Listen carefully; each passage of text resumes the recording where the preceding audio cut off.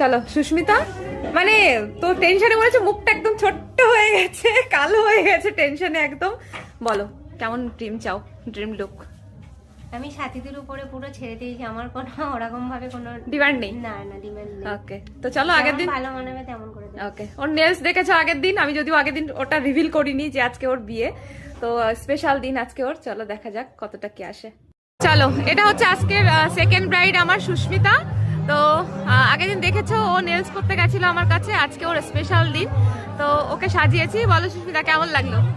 খুব সুন্দর লাগছে, দিদির কাছ থেকে সেজে যতটা চেয়েছিলাম তার থেকে খুব সুন্দর করে সাজিয়েছে, নিজের মনের মতো হয়েছে।